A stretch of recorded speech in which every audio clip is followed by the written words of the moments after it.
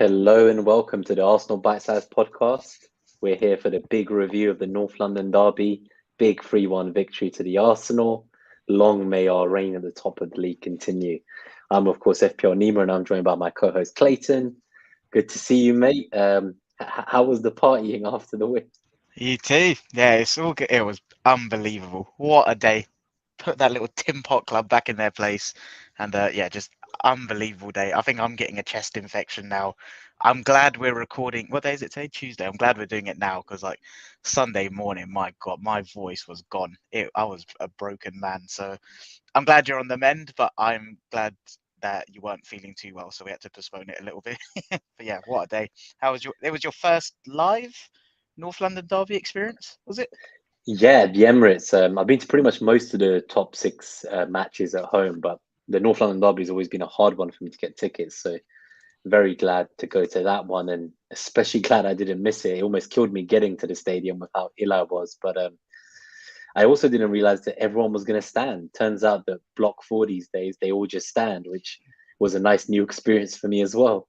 Yeah, it's like that's what I keep going on about. Like, contrary to popular belief, that the Emirates the atmosphere since COVID, like, it's comfortably one of the best in the league, genuinely. Like, and I think people that say that it's not, it's based on what it used to be. And like, I'll hold my hands up. It used to be awful. Like, you would get people telling you to sit down and stuff, but it's comfortably for a while been really good. And not just for the big games. Like, after our game, I went to West Ham Wolves, and like the atmosphere there, like, obviously that's like a kind of West Ham were expected to win, I say, and it was like Wolves are mid-table, but those games at the Emirates now, against, with respect to those mid-table teams, the atmosphere is rocking for every single game. And yeah, I think it was absolutely brilliant on Saturday. And yeah, looking forward to getting into it. Should we go straight in? Yeah, let's Some go into it. lineups.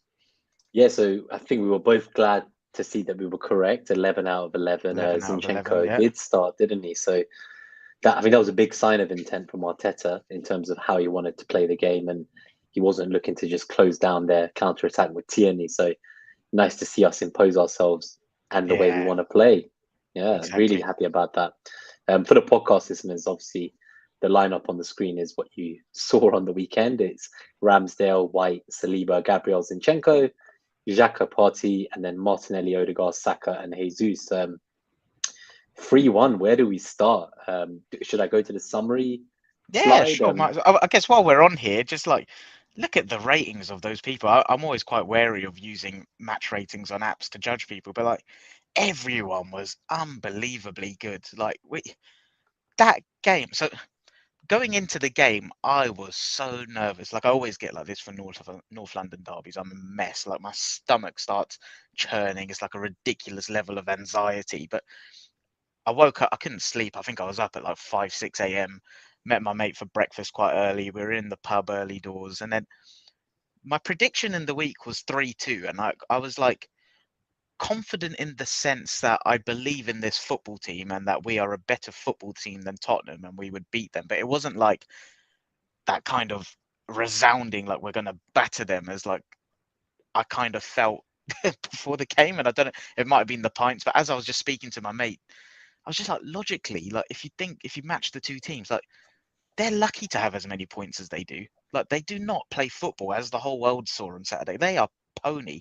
They are so bad. And like my confidence was just kind of increasing as we got closer to kickoff. And then every single one of them just absolutely bossed it. And I think that what set the tone was Tottenham playing like rugby, hoofing it in the first minute from kickoff, right? Going straight into our like final third.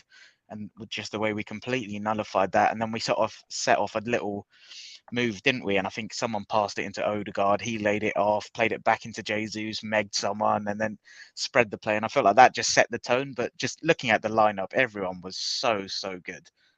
What a day. And yeah, happy to get into, I guess, the summary slide if you want, unless you've got anything more to add on that.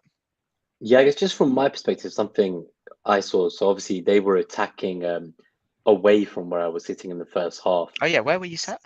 So block 4, so corner flag just below North you in Bank, North yeah. Bank, I think. Yeah, and I could obviously see the players warming up, and they gave a little couple of cheeky grins over to the stands and little clap. But the second half was exciting because obviously both goals happened towards where I was sitting.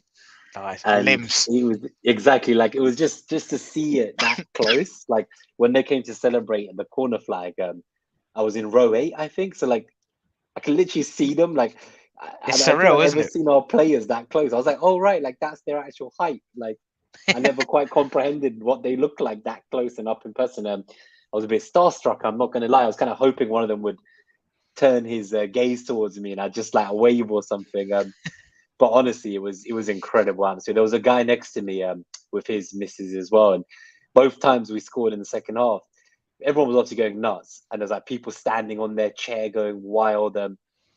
Both times he kind of turned to me and grabbed my arm and just started shaking it, and it was just that feeling of celebrating with like a totally random That stranger is that I've. my favorite feeling in the world, celebrating with a stranger, just going mental, slapping their head, like punching them. And he said, like, I've got bruises. I love it. I would not change it for anything in the world. That feeling in such a high profile game that means so much. Like, yeah, you just go mental. Like, I remember, this is random, but FA Cup final against Hull when we won. And I was there with my dad, and like, when Ramsey scored that goal, the limbs was unbelievable. My dad's glasses got smacked and went like flying a few rows behind and stuff. It's unbelievable. And yeah, all the videos you're seeing doing the rounds, it's so good. What a time to be an Arsenal fan right now.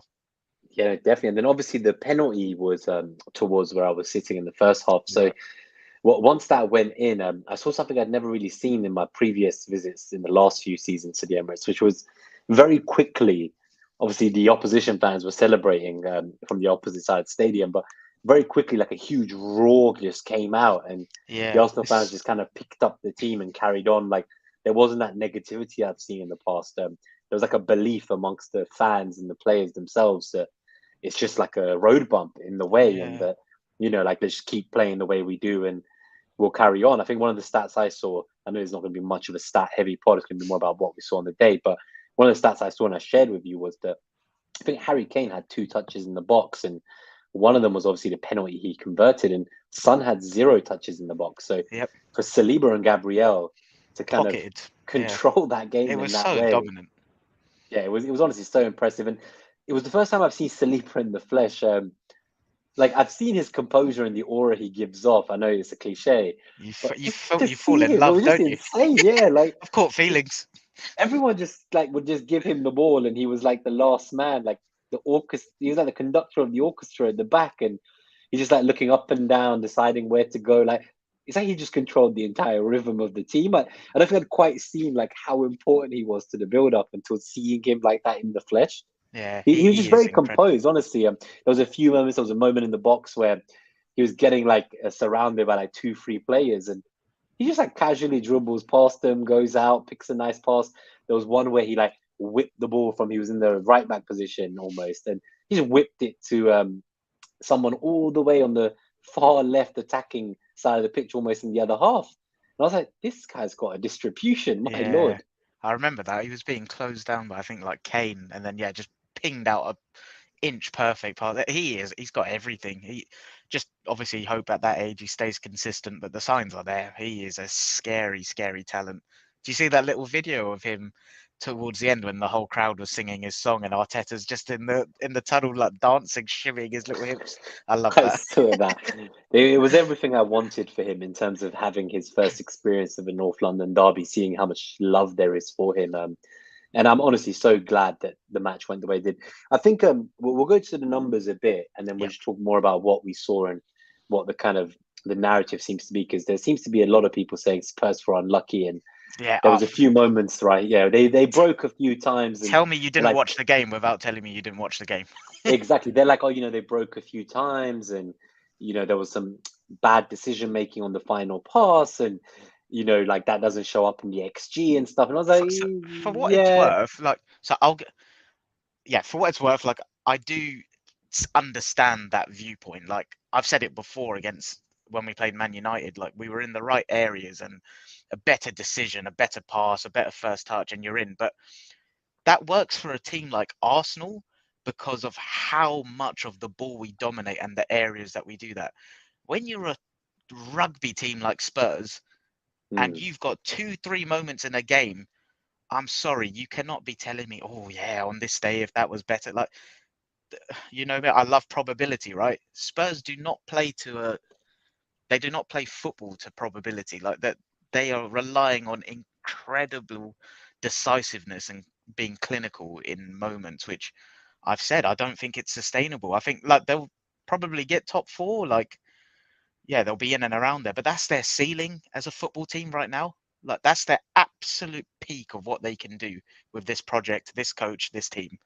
And playing football that way, it will not get you to higher than that at all. Whereas, like we'll get into, I'm sure, where we can hope to be. And obviously, we're taking it one game at a time. But our ceiling is not fourth. No way is it fourth playing this level of football. So I do agree with people saying, like, yeah, Spurs were in the right areas and a better pass. They could have got in. I'm not disagreeing with that. But I will flip it and say, so are we. And we had them pinned back. And like, while XG will show us like relatively close and stuff, the threat, which is the stat that I value more for seeing how a game is being controlled, because chances can come out of nowhere, right?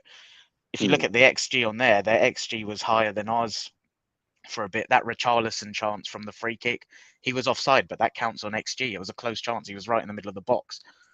Like, Is this the one that Ramsdale saved in the first half? yeah, exactly. So yeah, I guess before we get into it, do you want to just do the Let's do a high-level quick summary? numbers for the podcast as well. So the cumulative XG from Mark, our stats who we use each week, it was 2.02 for Arsenal to 1.36 for Spurs. Interestingly, obviously on StatsBomb, which we look at, which uses the kind of the data that we think is a bit more accurate for XG specifically, not to discredit anything else that Mark does, is 2.6 for Arsenal versus 1.5, so a little bit higher for both teams. And then going back to the expected And threat, obviously, it's worth knowing that they had a penalty, right? That boosts it I think that's like massively. I think that's like There's 0.7 something or 0.8 nearly of XG. So it is half of their XG was basically, or more than half, was from that one penalty. The expected threat, it was 2.12 for Arsenal to 0.64 for Spurs. I think possession is very telling, but we probably expected this as the Spurs fans. 64% to 36%. Field tilt, this is huge. This is obviously the percentage of the time we played in their final third versus they played in our final third. And that's nearly 80% for Arsenal versus 20%. So that's actually wild. I'm not sure I've seen field tilt like this in any game we played this season. no. And then defensive line height, obviously, as we said, Saliba was kind of conducting at times from almost the halfway line. So 53 for us for our defensive line height versus just 33. It did feel like Spurs just kind of had 10 men waiting behind the ball in the box, trying to make it impossible for us to get in. Obviously, they've been very good this season at limiting teams to very few big chances. So we know that is something So that is like defensively they are sound. Like I wouldn't say anything else, but just in terms of like how the game went, obviously I think once they equalized, there was a small period, Before which we is do obviously that, when the Richard, No, you just do your before, stuff. yes. So before the offside incident with Richardson, I think between the penalty and that Richardson incident, there was a spell where we were a little bit cagey. I think that goal, the penalty, did knock us a bit, and they were starting to get into those areas more. But I think across a 90-minute game, I would say like they only really looked like they could have done anything in about a 10 to 20-minute spell Completely agree. just before halftime. That was like the And they period where were very good in that spell. Not denying that. They but were. I'm not. If you're a Tottenham fan, are you going to die on a hill of we were very good for 10 minutes? Like that's an embarrassing hill to die on if that's what you're trying to do. It is. And then I think just this graphic as well, we'll put this up while we talk for the games. Obviously, this is a kind of more timeline view, really easy to visualize of the attacking threat. And you can see obviously there's the penalty incident where they score. There's a little spike after that, maybe with Richarlison.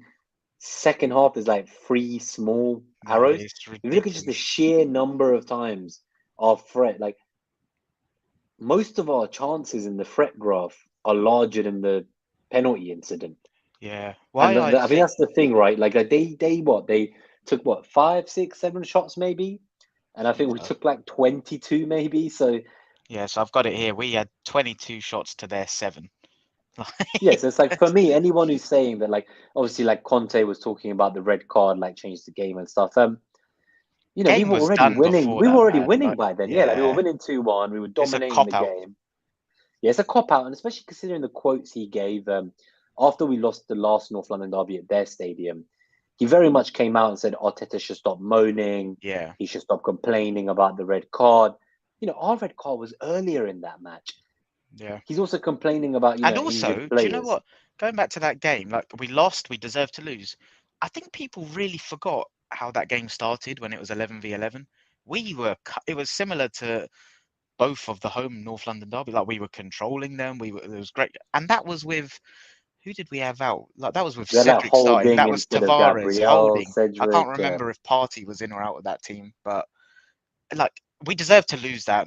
Not questioning that, but I think, like you said, that red card was so much earlier in that game, which dictated it. And people do forget how things were kind of going before that as a I think way of. that's the thing, though. So for him to have kind of come in and said, like, Arteta should stop moaning and shouldn't moan about the red card. And then as soon as he gets his first opportunity in this match, he's there blaming the red. Like, can you imagine what would have happened if Arteta had subbed off 4 players and given up the game in the Mate, 70th minute? that is the most embarrassing. This is why I call them a tin pot club. That's the most embarrassing small club mentality I've seen. Arteta, for all of his flaws, he still goes into games like it was. What was it? 2 or 3-1? It was 2-1, right? It was, I think it So may was have it been three? 3-1 by that point, but still, like, Still, he like subbed off everyone. Like, 20. I've everyone just got subbed. checked. You're right. It was that 3-1. There's 20 minutes to go away from home. Like 2 goals is not outrageous, but that just shows that's an indication of how the game was going. Like Arteta does not accept that away from home if we lose. Like that is tin pot. That is embarrassing. Like I understand, like if you want to protect your goal difference, protect a humiliation, but come on, man. Like you're telling me with who are supposedly deemed some of the best attackers in the world, and I don't disagree. They're some of the most attacking and clinical finishers in the league. Like you can do more with that team. Like I just find that embarrassing. I found it laughable. Yeah, no, I agree. And I think so, but I guess that's just kind of my point. It's like, yes, they did have that 20-minute, maybe 10, 15-minute spell where they looked good after the penalty. Obviously the penalty was definitely a penalty. Like, we Yeah, should have cleared it. We didn't Gabriel doing clear it. Gabriel things. To be fair, You know, Xhaka should have done yeah. better as well. Yeah, I think there was a few different people who could have done better there and cleared it out the box. But overall, though, it's like, we had our little moment, but we came back. And I think that's where the statistical approach you said works. Like, we are trying to create so many chances that we can be confident these days that eventually we will get more goals. Yeah, I think with them, like, you could see very quickly, like, once it became 1-1, I think the reason they looked good for a spell was because there was this brief moment where they thought we can smash and grab this. We yeah, can do it. We exactly. can do another ball over the top, quick counter, get 2-1 and close up shop. And obviously it went completely pear shaped in the second half when 4 minutes in or something, Yeah, instantly Jesus comes in and they slip up. But I've seen the narrative from some of these Spurs fans, like they're saying, "Oh, like Lloris fucked up and I'm he glad you brought fumbled this the up because ball." I've got an opinion on this. Yeah, they're like, "Oh, Lloris fucked up and you guys scored, and then we had like not enough players on the pitch." And I'm like, guys, like, come on, like we played with 10 men against Liverpool for nearly an entire game in the League Cup and drew 0-0. Like having a man down is not like. If anything, people always say like when you go a man down, it's kind of sometimes harder to score because you become more compact Yeah, defensively. true. So where they might not go and attack, they're also harder to break down. And guess what? Like, did we score any more goals after the man went down? I don't. Was the third goal after or before the red card? Do you remember? I've got it here. It was 5 minutes after. So yeah, that's my point. So Yeah, they went to 10 men, and did we score again? No. yeah, no, So we did. They oh, went we to did. 10 Okay, men we and got then the we scored one. 5 minutes after. So Yeah, we got the one. Okay, so fine. So we got the one, but then we didn't keep scoring, right? So we got no, but I think that two was goals also against us. Like 11 men. we were just like, let's knock the ball about against these lot. Give. It was Tony's tweet against Tottenham, wasn't it? Nice Kick kickabout with about the with the boys. foot. But I think why I'm glad you brought up there was a The Lloris narrative doing the incident. rounds of like, okay, it was it was a potluck shot from Party. Don't disagree. There was the Loris mistake, and then obviously third goal after the red card. But like we said, everyone was saying in the previews and other pods, like Tottenham do not give up big chances. We knew that. What did we say the solution would be? You've got to have that chaos factor around you. Like Liverpool, okay, maybe not this year, but like their peak of what they've been the last few years it's just relentless. Like, it's not like they create big chances, but it's not always how they score. A lot of it is just overwhelming teams in that final third. How Saka was just pinning Perisic back, and they were doubling up, and then you create the overload that creates space. Saka drilling. Saka drilling in a low shot that causes second balls around there. That's how you do score goals. Like, not every goal needs to be a perfectly constructed, high quality chance. In these sort of games, you feed off scraps sometimes, but it's more, how do you get those consistent scraps? It's by constantly overwhelming and dominating against these teams in the final third. And I just thought we were absolutely brilliant. One of the things I said to overcome such a deep block like Tottenham, who do defend very well, they don't concede high quality chances, is the interchanging, the movement, the rotations. And I thought we were absolutely brilliant at doing that. I thought Saka made Perisic, I need to hold back on my vocabulary there, because he was brilliant. And I think Saka's one of the best in the leagues against deep blocks. His interchanging, his movements, like the way people come and double up. And what I really like about Partey's goal is people will look at Saka and they'll say, okay, why has Son gone and doubled up against Saka with Perisic? Because Ben White's there. That's a positional thing that we focus on, because it's a mathematical thing, right? If you don't double up there, Saka will skin Perisic. But if you do double up, we've got Ben White open, who can then play the ball in. And like, fair enough, not disagreeing that Partey's rocket was a one in, what was it you said before? 1 in 52? He's taken like 52 or 53 shots outside the box, and that was the first one that went in And at shout Arsenal. out to who was it in the live stream on Friday? Outrageous shout! It was someone, we were asking who are your score predictors, and he was like Party Rocket, Xhaka redemption goal. Like, fair play. I forgot who it was. I think it was Prash. It was I think it was Prof. Yeah, Prof. Fair play. I can't believe he called those goals. But yeah, honestly, like I just think overall, like I went into it very nervous, as you do with these kind of games. But once I got there and like the atmosphere and soaked it up and just saw the players in the flesh, everyone looked so ready for it. Like, it sounds Mike's like saying they've it been was preparing Mike. for a while. So Mike was one of the two. I think one of them said Partey and one of them said Xhaka. I'm not sure. Well done, Mike. Sorry, I thought you called 3-1, not the scorers. My bad. Yeah, he did. Yeah, he called 3-1 as well. Yeah, he called that since Wednesday. Actually, called it Wednesday, Friday. He was very confident. Mike knows his Arsenal. Yeah, he didn't put his bet on though. Sadly, he got Xhaka last goal 3-1 prediction, but didn't put the money on it. That is a shame. But no, overall, honestly, like I couldn't be happier. Like it was the perfect game before we face Liverpool next weekend. See, they had a difficult spell with the 3-3 against Brighton. You know, Trossard cut them up for the hat trick. I do honestly wonder if Trent's having nightmares about facing the Martinelli that we saw this weekend. For me, Martinelli, like you could see that there was a clear instruction from Conte. Like, just him and Saka just on both wings, they just violate them. Like Martinelli was just roasting Perisic. The guy behind me was just screaming the whole game. I could just see spit fucking showering over into other. Like, honestly, his spit was going like rows and rows in front. And that's why you're ill. Yeah, no, I was ill before this, but he might have made me more ill. He was just like screaming, like, "Go back to Italy, you old fraud!" And like he was just like, "Yo," he was just screaming at Perisic, like cooking him the whole game. He kept telling Martinelli, like, go rip him a new one. And then on the flip side, you can see Conte's told them, like, look, every time Saka has the ball, you need to get two of you on there minimum.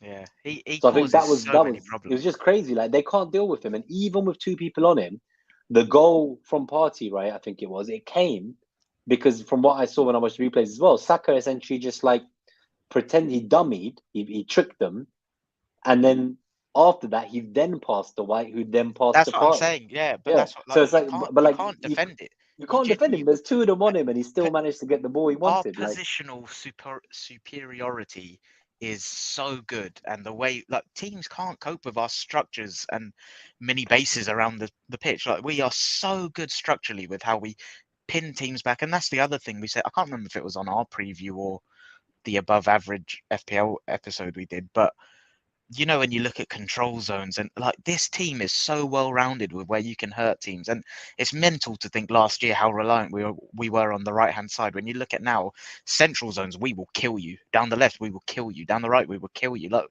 we are such a top team, and I'm glad we're getting the recognition we deserve because we're very, very good. But I think, just thinking, I think Liverpool. Let's see how they do in the Champions League this week. But I honestly think like Martinelli is such a mismatch for Trent. Like, I think surely so. the Trent that we've seen this season, even at his best, like he's gonna leave spaces. I think it will be a high scoring game. Maybe that kind of 3-2 you predicted against Spurs, that's perhaps more likely against Liverpool, and it could be either one who gets the free. So my unpopular opinion, and probably the rare negative fan bias I have, is I'm not confident for that Liverpool game. We'll talk about, obviously, we're going to do a whole preview on it on Friday, but I just think people have written them off a bit too quickly. And like, I don't doubt we can absolutely hurt them in defense. And like you said, that mismatch is exactly that. It's a big mismatch, but their attack is very good. And like, our defense is good, but they've not become a bad team overnight. And I think it will be a game of fine margins where it will be the midfield battle, to be honest. And like, it's weird, you know, people talk about going with your head versus your heart, and usually your heart is biased and your head like keeps you rational. I feel like I'm the opposite with this. I feel like my head is telling me rationally we're going to win, but my heart's like, no, we're not going to. So something's broken in my body composition. But anyway, we'll talk about that later on. I think just before we do move on to whatever's next, Xhaka's goal, right? Obviously, it killed the game. That came about really nicely. That pass from Partey into Martinelli. I don't know if I'm just being ridiculously biased. I thought it was really clever. Like the waiting on it, the way he passed into a space where Martinelli like took it in his stride as he dribbled. Xhaka then took it off, and again, it was one of those moves where I don't know. It was just so well choreographed, and then Xhaka took it off, and then yeah, I don't know if you felt the same. I was like, this is a goal. Like I know this is going in. Yeah, when I saw Xhaka about to take the shot, I was just like, this has to go in. Like I was like, the way, I think it was more just the way the ball got played, as you say. Like everything about it was perfect. It's like, why wouldn't the shot be? And we've obviously seen Xhaka like outdo his last 5-6 seasons of goal scoring and assist records for us. Clearly, this new position he's playing is very different. And what's very exciting, and I think we'll talk about it next year when Smith Rowe's back, is I do start to think that, like, you know, Xhaka gets in the box a lot. Imagine Smith Rowe in that 8 Oh position as mate, an option. he would Yeah, break fantasy super, football. super 2-footed, get in the Yeah, box, great with he's got shooting. that Like, nous for a goal. Yeah, I do wonder, like, I can't see how he takes the left wing from Martinelli. So maybe there is a plan there. Maybe there is a I plan. But that's what I've been screaming about that for a while, and I know Adam at 352 he wanted to sort of talk about that when we were meant to do the round table, Smith Rowe as an 8, and I think he would fit offensively like a glove. I worry about the defensive side because Xhaka does so much defensively that I think goes unnoticed still. mm, But yeah, I think yeah, I agree. Offensively, I think Smith Rowe could break that role for fantasy let's football. give a couple of shout outs to everyone who's here as Yeah, well. there's So lots of people in. Thanks for joining. yeah, so FPL Mike Halpin, obviously Tottenham get battered everywhere they go. Good to see you, mate. Glenn Harriet as well. We got Everywhere they go. yeah, Gotta sing it. everywhere they go. FPL fella, good to see you, Dan. I think All he's right, Dan. tuning in all the way from the West Coast somewhere, unless he's I'm in going Florida to already. I'm going to West Ham Anderlecht with Dan next. I think it's next Thursday, so looking Oh, forward to that. nice. I That actually should be went to West fun. Ham. Oh yeah, I said that already. Yeah, Well, that was people so in the random. chat were saying, "What's your next game?" And someone said Clayton's probably at a match right now while he's streaming. So I I just think I'm you just obsessed can't with help live yourself. football. Yeah. Yeah. Do you know what happened? Right. So I I had a text early in the day like, oh, I've got a spare for the West Ham game if you fancy it, and I made a joke. I was like, oh, if we lose, I'll take it because if we lose, I'm going straight home. But then obviously we won, and I was just so drained come like half three, 4. And I was like, I don't want to go home because I'm on such a high, but I can't keep chanting Arsenal because I feel emotionally drained. And like my girlfriend was taking the mick out of me so much, like, oh, did you have such a tough day playing for Arsenal? You're emotionally drained. But yeah, it was a free ticket to go see a game and relax a bit. So yeah, I took that up. My next game is obviously Bodo Glimt on Thursday, Yes, I'll which be you seeing will you be at. there as well. Yeah. Yeah, I'm sat with the Um, Ash. I saw people oh, you're mentioning gonna go the to Ashburton Ashburton Army. Army. Yeah. Yeah, so I'm sat with them on Thursday and Sunday against Liverpool, and I can't wait. They have pioneered why the Emirates is rocking. Like they are. I can't wait to see your experience on the pod when we talk after that as well. Yeah, no, great group of lads. That'd be really good fun. And then just a few more before we go to the past maps I think that we have here. So Jared from Fantasy Pavilion, good to see you, mate. You've got quite a few tuning in. It's probably the most live viewers we've ever had. So William Frick, good to see you, mate.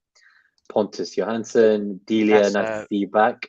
Pontus is FPL Krona. So that is Krona. Okay. Oh, nice to see you, Krona. You too, Delia. Christopher Tellez as well. Good to see you. Hello, mate. I'll put this question on start, so we'll come back to it. We'll come back to that in the question section. Who else have we got? We've got a few more, I think. Let me just check. Perfect. So cool. All right. Yeah, that's quite a lot of people in the chat. And we actually managed to get over 20 live views, which is probably a record. So if you are enjoying the episode, please do hit that like if you're enjoying the episode, if you find it interesting. And help us get to 100 subs. We're just 4 away. So soon we're going to have a custom channel URL that we keep talking about. It is coming, guys. If you're on podcast, please do obviously leave a review on Spotify or Apple, whatever podcast platform you listen on. So let's look at the passing network as well while we're here. Look at that. Like that, we are camped in their half. Like there's nothing new to learn from this structurally other than what you already know. Like we are one of the best around positionally. And look at those relationships and distances and space. It is incredible. And look how deep Spurs are. Like, you know what we said against Man United, where, okay, their game plan is they want us to have the ball. But we made it so they did not want us to have the ball as frequently and in those dangerous areas as consistently as we did. Like, teams will let us have the ball, but it will be a mistake because we will punish them. And like our football is immense. This passing network is the highest I've seen us all season. Yeah. It kind of Did goes you say it was the highest line. field tilt as well, was it? Yeah, the highest field tilt that I've seen from us. Maybe not the highest defensive line height, but like just for anyone who tuned in a bit late, like here you can see that we had like nearly 80% field tilt, which is essentially how long you spend playing in the opponent's third. So they spent like 20% in our third, and spent 80% in their third. So it's pretty shocking numbers. Like I've never really seen that. Like, I've never seen that in any of our matches. In terms of just generally, this triangle here with Saka, White, Odegaard was working really well. I think White has just to speak of him while we see this game, he's honestly like delighted me. I think I just didn't see this in his game. I didn't know he could. Like he had maybe a few, like he's had like 2-3 bad games as an Arsenal player in his career. One was his first game. Yeah. One was when he was not fit and he came back from injury early last season. Was that against Newcastle, right? Yeah, I think so. Maybe also, he probably also played against Spurs, but still, he was basically injured, played those 2 games, which wasn't great. He's so underrated. But like, apart from those 3 games, like outside Arsenal circles, I don't understand how he's not getting plaudits. It's because of his like persona and his look. It's the Yada like type beliefs of what an old school centre half back in my day sort of thing. Because he's a bit of a pretty boy, isn't he? They think he's a pretty boy, and yeah, but like just I could see that. They used to mock him for his like aerial abilities. Apart from that one match against Tony, he's looked great aerially. Yeah. Last year, Antonio came to the Emirates, and Ben White was fine. And I'm glad you brought him up because he is extremely underrated outside of Arsenal circles. And this right back role, I keep saying it, like we're not missing Tomiyasu, which is the biggest compliment I could pay because you know how highly I rate Tommy. But Ben White's unreal, and it's nice that he's developing this overlapping run because you know what we were talking about when people are doubled up on Saka, they then have a headache when Ben White's overlapping and it creates the space for whoever drops in that right half space. Because it took him a few games, didn't it? Like for the first couple games, maybe because we were playing as Zaha and those guys, Justin in week 2 as well. They're obviously quite advanced and they bomb forward, both of them. They're a bit of a handful. I suppose it took him a few games in this position to develop the kind of the right back skill. And I think last time we spoke as well, we said how obviously there was rumors of his injury. He's been carrying around like a pack on his leg, missing certain training sessions before games. And I'm more and more starting to lean towards that he's not necessarily carrying an injury long term, but that he's just getting extra time off and he's getting subbed early in games because of the demands on his body of this new position. He's having to learn a new position. So I think that's quite, honestly, like, I'm very excited to see how that goes. I think it also means that we have a good problem in terms of, like you say, Tomiyasu not getting back in. I heard Cedric was fit for Bodo Glimt on Thursday. So I do wonder if we might actually even see a lineup where Cedric plays right back and Tomiyasu plays left centre back, which he does for Japan. Yeah, I would quite like to see that as well, to be fair. Although I'd I was love to doing a see bit of that as an option, right? Just because obviously, like we only have Gabriel, so we think as a left centre back so far. I do wonder if, like, would we really want Tomiyasu to go right back and then White and Saliba to be the centre backs? I don't think Like, we will. No, not the way we're playing. Like, White offers something very different to Tomiyasu, and the way we're looking to dominate teams, I'm not sure we need Tomiyasu to play in that right back position. So if he is going to get back in, maybe it's as a centre back. yeah, no, I agree. Yeah, be interesting to see. I was doing some reading on Bodo Glimt just because with my ignorance, I didn't really know too much about them, but they sound like a really exciting team. Pontus actually sent me quite a few things that I need to read about them, but they sound like high intensity. They press, they play good football. So yeah, that I think as a result of that, I do feel like he might go a little bit stronger on Thursday than we did against Zurich and try and get those points on the board. Obviously, it's not ideal Thursday, Sunday, but it is what we have to kind of deal with this season. But I don't think he'll keep like the starting 11. But who were the only first teamers that played last time? It was Martinelli, Xhaka, and Gabriel against Zurich. I wonder Yeah, if like I he'll don't see like stick. yeah, like I can imagine Gabriel playing. I don't think Saliba plays. I don't think Ben White plays. I don't see Zinchenko playing. No. Um, don't see Jesus playing. Don't see Saka playing. Don't see Party playing.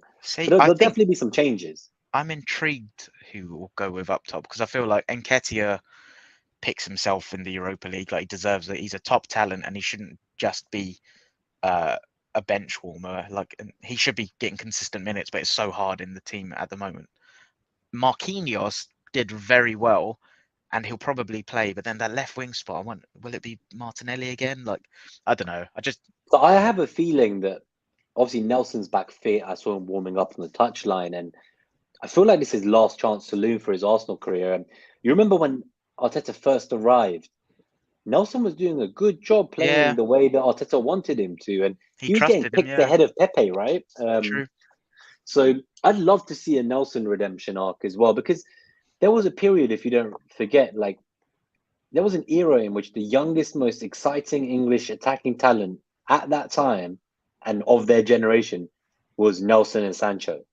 They Yeah, came through together. They were they were like best friends. rated similarly in the Yeah, like in academies and some stuff. Yeah. circles, Nelson was rated higher than Sancho. So I'd hate to see him kind of like have a really crap season. Obviously, he was injured and we didn't get rid of him some, but I do think that he can provide a lot of options in like a month like this where we have 9 games in October. So Yeah. I do wonder if there is an opportunity there maybe for Marquinhos and Nelson to both play to give Martinelli a rest. I don't know if I just either don't of them think can play that left wing role. That's the I thing. think I think Nelson can. I just don't think he'll go for that just yet against a team that is supposedly as tough as Bodo Glimt. Like from everything I've read, it's you can't take them lightly. So You I can't think take the piss out of them. I've Yeah, they'll yeah, violate us if we take them lightly. You're right. I think it will be a mixed but strong, respectable team, and it will be Maybe we see like try and get. Marquinhos start and then I think Nelson it will be comes off the try and bench, get the right? job done and then manage the minutes, like obviously 5 subs, all of that. And I've just seen Chris say in the chat, which I agree with all the fixtures we have this month. I think we might see some changes in some of the like in brackets easier game. And I agree. Like I could see that. I think the next month is all about minutes management, and not necessarily who's starting this, that. I think it's all about minutes being spread. Just quickly, by the way, just coming back to the actual passing networks, which we've got on screen. How good was Partey on Saturday? Just other than the goal, like he was like a genuine central hub, pinging it off everywhere. He was press resistant. He was like he would break up play. He was there was such a complete central midfielder performance, and yeah, just seeing him as like the anchor in that team, and also Saliba as well. Like we always say, he's consciously left as like the sweeper at the back there, but his pass distribution is incredible. Yeah, like you can see here, like he's the heartbeat of that midfield, like the number 5 on the pass network. It kind of goes in and out of him onto both wings, right? Like he goes to Odegaard, he goes to White, he goes to Zinchenko, he goes to Xhaka. He's kind of like the main recycling and distribution player. You could argue that was maybe his best game in an Arsenal shirt. I I think would so. go as far as that, yeah.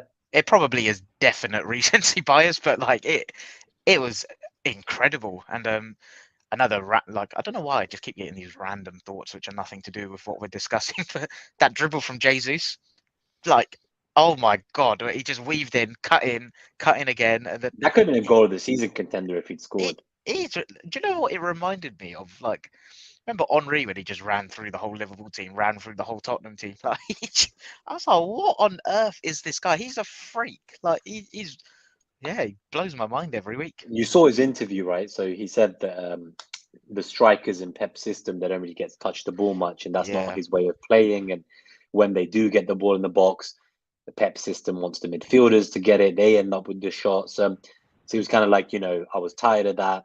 I wanted to go somewhere and like be a striker again, basically. He didn't really disrespect them.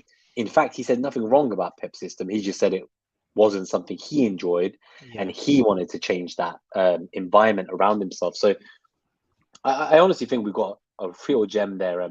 We were quite fortunate as well because obviously Madrid at the time, they wanted him, but they didn't yeah. have a non-European spot open in their team.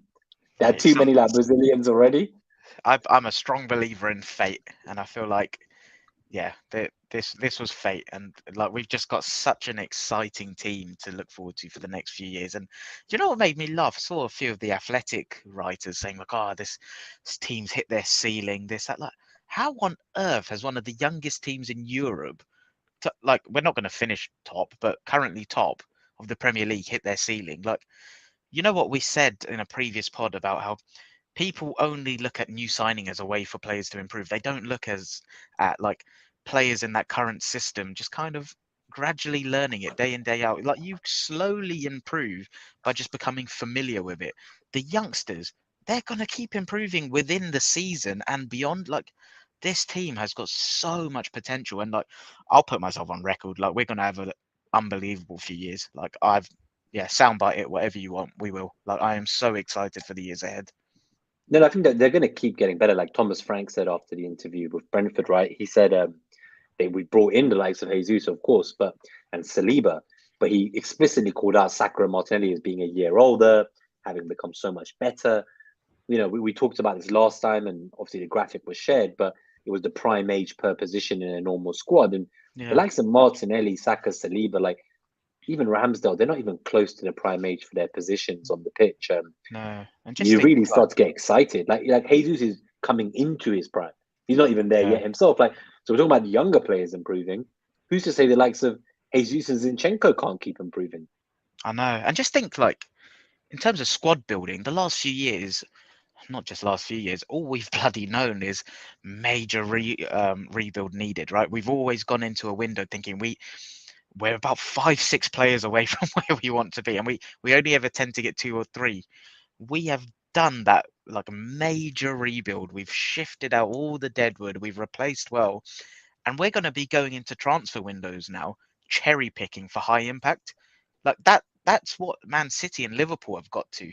Like, okay, Liverpool need a little bit more work now, but like previous years in their dominance, like, they were cherry picking and have cherry picking players that will come in and be level raisers, and that's where we're getting to. Like, look at this team. Like, there's not many areas you can upgrade. Like, I know which ones I want to, but that's for another podcast. But there's not many areas that you can go in and say, look, they can comfortably be a better position, a better player to fill out that position. And it's just, since Raul Sanelli went, Edu, Arteta, like, they deserve so much credit, because this rebuild, this should be a team that people use as examples on how to rebuild. Manchester United should be doing a university degree on how to rebuild a football club, and they should be watching Arsenal. Like, So apparently last summer, in the last year or so, like United were actually following like a 6-step blueprint of the squad rebuild, and they were looking at Arsenal as the blueprint, is what I'd yeah, read. So I don't think you're too far off there from the but truth. it's like the other thing I've said all the time, and like, I did a massive thread in the summer. Like, this squad is still underrated. It genuinely is, and it's because of the lack of like PR around the team, and there's no big personalities. And but what people overlook is every single position. So take it even a step further. We have got a structure that Arteta knows he wants to play, and structure implies rigid and stuff like that. It's not at all. It is just a framework there to let talented individuals go and express themselves within zones on the pitch. We've got that high level structure. He and Edu have then identified the specific profiles to carry out every single role and how that relationship would interchange. Think of Ultimate Team and the relationships. We're doing that on crack. And it is like this squad is underrated because of the lack of PR, the lack of big personalities in the media. But I will take this squad, which is humble, hardworking, driven, and they fit a profile of play and system that our manager wants to play. And that is why you're seeing this level of football consistently, because all of those things have come together like jigsaw pieces in a puzzle, and we're not far off clicking to going to big things. We're really not. I'm honestly just excited. We'll start to talk about some of the questions in the chat as well. Yeah. But before that, let's just look at the predictions. So you are whooping me. so the correct score is slowly starting to creep up for me after that 3-1, thanks to Mike Alpin's propaganda. So 38%. Yeah, no. Can you count score. that, or is that was that Mike? Yeah, well, Dan FPL fellow was telling me like, how can you have two predictions? Because he sent me the screenshot of the above average prediction I did. I'm with Dan. He was like, "Were you feeling confident?" I was like, "Mate, like you can't take my prediction from Wednesday on another pod and count it towards this pod's prediction." I was like, I changed my mind. I was obviously more worried and paying respect to our opponent and the hosts back then. And by the time we came back to our own show, I was getting more and more quietly confident. But no, honestly, the outcomes are obviously still the same. I was the same as you. Like, I predicted 3-2, but like I said, as the day got nearer, not as the day got nearer, on the day, as the hours went by, I said to my mate in the pub, I said 3-1, and it's going to be identical to the last season's home game. And like, although it wasn't identical, I think manner of performance was fairly similar in terms of the dominance. But yeah, go on, do you want to run through the predictions and how you are nicely destroying me on that? Yeah, so we also predicted 8 matches. We both got 7 of the wins. We predicted 1 draw each, and the loss we haven't predicted yet, which obviously we did lose. But so the actual real outcome has been 7 wins, so we've been right about that. Yep. And the losses have been 1, which we didn't predict. So I think both of us predicted a draw at some point along the way, but we actually lost. I think that was the Man United game. Yeah, it was. I've got it. Yeah, it was, wasn't it? Yeah, it was. We were both thinking because away from home, we would take the point. Yeah, I remember that. Yeah, that makes sense. All right, so let's before we quickly go to the questions then. So obviously, if you still not got into the FPL mini league, join the AFC BiteSize mini league. For the podcast listeners, that is AV2ZQR. Come and compete with us. Have we got a new leader at the top, or is? I think it's still. So at the top, it's Kevin Scott at Harlan Globetrotter on 559 points, and I'm pretty sure he was top last week as well. So need to find him on Twitter. Yeah. He just overtook Karam, but Karam's had a dreadful fall after I think he didn't captain Haaland. So same as me, I captain Salah. But yeah, in second it's someone called D Chin. D Chin, nice. Yeah. He's a big Arsenal fan on Twitter. Yeah. So we know him well. So well done. Yeah, well done nice to Kevin leading the way. Yeah, I think Didier makes a good point about the table with the red background. On the red background makes it quite hard to read on the phone. We might want to. I'll change that. Yeah, we might want to. To be fair, we do have some non-Arsenal fans who listen, and one of our friends is a Spurs fan. I hope he does continue to watch after this episode. I really hope he isn't too offended by your calling them a rugby team. But mate, they say it themselves. Like honestly, so like. I'm very conscious on who I listen to for footballing opinions of like other clubs, but James from Planet FPL is, I'd say, one of the most knowledgeable people in football, and like obviously he's a Spurs fan, so I really value and respect his opinion. I did a pod with them a while ago, and like he said it himself. He's like, I don't particularly enjoy watching us, but we're an effective team, and I just think if you're trying to be a top team, like we're Arsenal, right? We're the Arsenal. We've been brought up on watching champagne football. Like we don't settle for less than that. We've had that period under Emery. It was terrorism football that got results. We were not happy though. Like, so I just think that's what there are levels to the two clubs. Like, and we are on our way back. Like I said, I'm not just saying that Tottenham have hit their ceiling. They had a fantastic period under Poch. They got to the Champions League final. Like, I prod about the bottling and stuff. Like, that is an achievement that shouldn't be discredited. Like, he did incredible to get there, but with this team and project, they have hit their ceiling. Fourth is their ceiling. And yeah, I just think there are levels to when you're trying to be a top team, you play football the right way. Yeah, no, I totally agree. Let's take these questions. So Christopher Tellez, anyone else feeling extra smug going into the Liverpool game? I feel more confident than I have in recent years, but only because it's at the Emirates. Jota being back, that does concern me. He I think loves you a said goal it. He against turns us. into like prime Ronaldo or something against us. So yeah, I do worry about that one. I'm not too sure. Someone else had asked in the chat. I'm just trying to find the question. Mike Halpin, would you take a draw at this point in the week? See, this is where I contradict myself, right? Like, I'm not confident, but I don't think I'm going to say no, because I want to see if we've got it within us to go for a win. Like, I would take risking a loss just to see what we're made of. Like, I'm not sure Liverpool probably is the benchmark right now, considering, but I think big games are so much more different to seeing how they're dropping points at Fulham, Brighton, and stuff. Like, in the big games, you're going toe to toe and against the likes of Brighton and Fulham. Like, Liverpool are going to have more of the ball, right? Like, there's more opportunities for other teams to hurt them on counters and stuff like that. I know it was less so against Brighton because Brighton did well with the ball, but in the big games, it is very different. It is more of a chess match, and like, I think it will be quite similar to last year, to be honest, at the Emirates, where, like, I think we controlled the ball pretty well, but I think we'll have more, like, we controlled the ball without really doing anything, but I think we'll control the ball quite well, but create opportunities this time. But they were just ridiculously clinical last year. But so yeah, long story short, no, I don't think I would take a draw. I want to see us go and see if we've got what it takes to win. Yes, What about actually, I you? think that was the game I went to actually with Mariner when he was here from Singapore. So my co-host on that whole Mike, I think it was Mike's brother or someone in Mike's circle, actually got us the tickets for the Arsenal Liverpool game. So and I remember Jota got points, Robert got points. So like FPL wise, like it was a bit of a silver lining. But you know me, I'd always rather Arsenal get points and my FPL team gets in the bin in Yeah, reality. We did look good at first in that game. we I did. Yeah, remember thinking we we could performed do well. something. Yeah. And it was a shame. It kind of got away from us. So I'd love to kind of compare that to last year and see if we've, how much further we've come. So I'm Yeah, very interested. Because it's at home, I don't think I would take a draw. I'll be honest with you.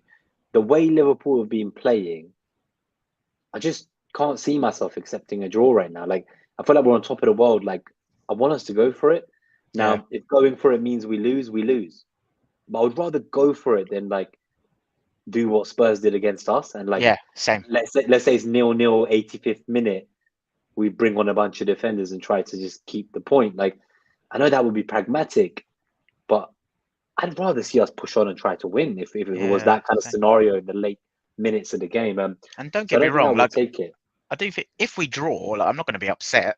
But yeah, similar to you, I'd like to see us go and see if we can just get a win. Because last year, I hate to do it. I do it a lot. I scapegoat lacquer, but every goal had to be perfectly curated, right? And we didn't have that chaos factor and rotations and relationships that we've got all over now. So I think we've got enough to score a couple of goals against them. My worry is they are also a very good attack, but I think we can dominate their midfield. I really do. I don't fear their midfield like others potentially used to. Yeah.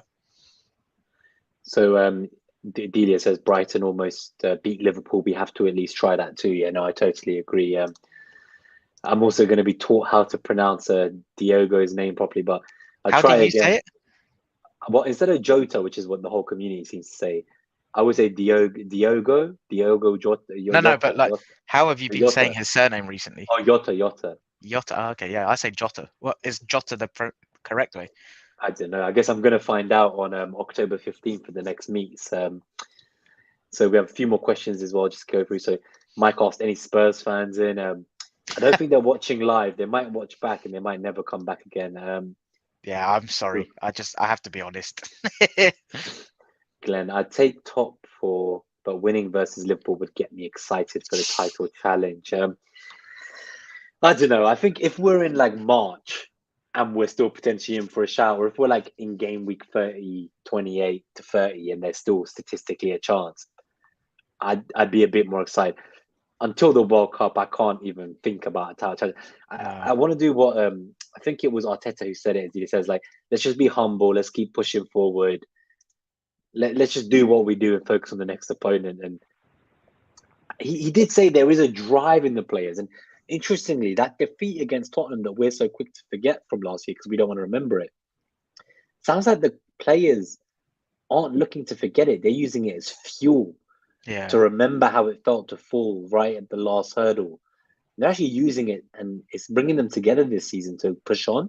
So they're very hungry and humble, as he says, and I think it's a good thing. It's good to remember, agree. like you don't want to just forget we lost and put it to the history books. Like, let's use that as fuel. Let's never feel like that again this season. Yeah, completely agree. I think to Glenn's point on the title challenge, like, yeah, I am very much kind of one game at a time until Christmas, and because then if we get past the Europa group stages, which we're hoping we will, we're not going to have the luxury against those opponents to then rotate half the team like we're doing right now. Like, that's the one advantage. Never thought I'd be saying there was an advantage of us being in Europa versus Champions League, but the Champions League teams are having to play eight, nine, 8 or 9 of their best 11 right now, whereas we have got that luxury to rotate. And I think we know our luck with injuries, right? Like, there's so many factors that can change things. But like you said, if it gets to April and we're in and around it, we've got a shot. But let's just get there first. But yeah, let's get there first. I do think this team, if key people stay fit, we have got the consistency and we play the football that we will accumulate a lot of points. That's all I will say. And like I said, do you remember in pre-season when we were talking about like hopes for the season, expectations? I said, I'm not going to give you a position. Well, I did actually. I said I want us to challenge for third because I didn't believe the pre-season narrative that Spurs had That third Chelsea locked. and Spurs were locked. Yeah, I did not believe that at all. But the one thing I said was, in terms of performance, I felt we could put together a season similar to, I hate to use them as an example, but when Spurs went from 70 to 86 points, because everything, like I said earlier, kind of came together. The players had like another year under Poch learning his system. They got in the right players. I love using the analogy of like it marinated it. And that's what I felt like we could do. Not quite 86 points. I feel like that's kind of pushing like right close to the title, but no, yeah, that is what I felt. I felt like we could put together a consistent campaign if people stayed fit, just racking up the points, because I don't think we will drop too many if people are staying fit. But yeah, no, title I'm challenge, not honestly for me so right now. excited.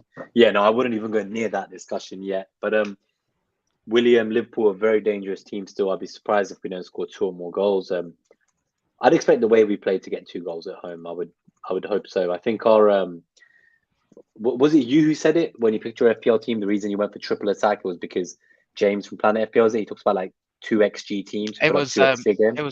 it was Adam and Baker. Oh, it They was were Adam and Baker. It was them, yeah. yeah. So from above average, yeah. Yeah, that's So, it. Like we're going to be a 2xG team, and like I don't know if people follow like Simon, I forgot his at the stats guy, and like We Rogue and stuff on Twitter, but they put these metrics up which base teams, they put teams on a graph, and it's based on historical performance but also like the metrics they're producing now, and underlying metrics, whether you like them or not, they are the most predictable way to see whether a team is sustainable.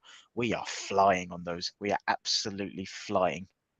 yeah, I think defensively as well, we're only second to City. So, and goal difference wise as well, which is obviously an outcome based stat, not expected. Only City has a better goal difference. So, Yeah. we're doing something right.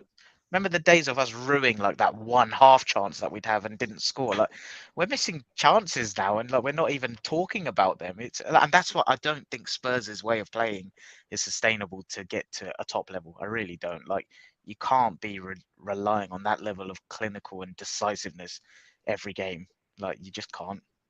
Let's go through a few more questions and we'll get out of here as we're about to get to the hour. So, Christopher Tellez, I'm not a betting man. If I was, I'd put money on Jota scoring against us because that's inevitable. I'm with him on that. So that's at least 1 or 2 of their goals, and we're going to get 2. We're saying potentially. So, it's getting close there. Desmond Tutu. Subscribers have gone up as well, by the way, to 98. We're Nice one. so close Thank to the you. 100 now. Loving that. Mike, it would be hard not to get excited if we do win against Liverpool. Absolutely, yeah. I'll be going bloody mental. I'll be with you. I think I'll be staying out for a few hours if we win that Okay, game. nice. I won't be rushing home, that's for sure. No. What do you guys think of the North London Forever pre-game song? I just thought we'd take this as like a last or second to last question before we go, because obviously the atmosphere's changed. Like quite a large number of the people seem to know the words. There was the video in All or Nothing where Arteta asked the players, like, do you want to do this? Like the fans have asked the club. We think it's a good thing. It will bring us all together. You go first. What's your, having heard it live for was it the first time you've heard it live? Yeah, I think it was Yeah. my first time hearing it live, actually. And What I did you did think? start to sing along, and I do agree with Delia that it's a little bit sad. Like maybe I'd prefer a happier song like Saliba's, but I think the main takeaway from it is obviously it's a London lad, local boy, born and raised, singing about the area. I think it does the job of bringing the stadium together before the game and like creating the atmosphere and getting it hyped up to go. It isn't on the happy side necessarily, I would To be say. fair, I don't think it needs to be happy. Like You'll Never Walk Alone gets Isn't them very happy, yeah. not happy at all. But for what it's worth, I've gone off it, and I was like the biggest advocate for it when it came out. I was like, oh my God. So what you just said, you've hit the nail on the head. It's a local lad, organically produced. Like he was just at a gig. It was a chorus that sort of organically just went round and did the rounds. The players loved it. Arteta loved it. And as we sing it, like the first couple of times, I absolutely loved it. I was like, this is it. We've got our anthem. And it feeds into that kind of positivity of how things are just going as a football club, right? It's that feel-good factor. But now, when I hear it, I don't know. I just feel like I'm on a come down. Like I don't know. I can't put my finger on it, and like I don't dislike it. I sing along each week, but I'm not as keen on it as I first thought. And I think I saw Delia earlier say it's a bit cheesy. It is, but I'll sing it. I do tolerate it. I'm not as keen on it as I first was, and I was pushing it like mad. Yeah, you were hugely into Yeah. it. So it's interesting to hear that. I think because it was my first time there singing it, I did enjoy it, but it kind of, is it just me, or like I just feel like it's obviously a very select part of the song that we sing, and I don't know. I guess it's nice that so many people in the stadium know the words. It'll be hard to find another song that we might have the same impact from. So I say Yeah. impact-wise, it seems good, but not the most exciting. But I don't think it needs to be. It does the job for now. You're right. It's an impactful song, and that's what it's there for, right? Exactly. And then just final stuff before we go is just a comment. I'm not gonna reply to all these. I'm just gonna read them out to give shout outs to a few people. So William Frick, if Gabriel Jesus was more of a killer in front of goal, I don't even know what kind of conversations we would be having about him. So true. It's very true. So Williams also joined the league. He's joint fourth, and it looks like he might be joint fourth with Mike Halpin, who says that he's done a John Terry. I'll tell you about a John Terry. So FPL Harry and myself were competing for a whole year in the FPL Meets London Mini League, and in game week 38 last year, I got my first triple-digit finish, epic end to the season, beat Harry, won our bet that he had to buy me a shot. And one of our friends, Sanjay, who's been coming to all the meets, wasn't in the mini league. And he joined it at game week 38 on the day when the 10 games happened. I would not allow and he ended up winning. So if you want to talk about John Terry, Mike Halpin, I obviously made a joke to him and was like, oh yeah, like I won the mini league, but obviously Sanjay joined today. And he was like, oh no, I'm sorry, like should I leave? I was like, no, mate, it's not that serious. I don't really care. Like in my heart, I know I won, but like at least Williams joined in like game week 9 or 10. Like it's early days still. Don't worry, Mike. You can still claim the throne, I'm sure. And then you say, why does the Athletic always attack Arsenal? They always find ways to write negatively about us. Yeah, I don't think it's just the Athletic. That was my point. Are you telling me if Tottenham were top right now with the same set of fixtures, same style of football, the media narrative, my God, it would be so different. And that's why it's quite nice. They'd be so happy about it. Yeah, like Harry Kane, England's golden boy. On that note, yeah, no one seems to talk about challengers last year. Like they were called title challenges most years. Yeah, they called it most years, man. Yeah.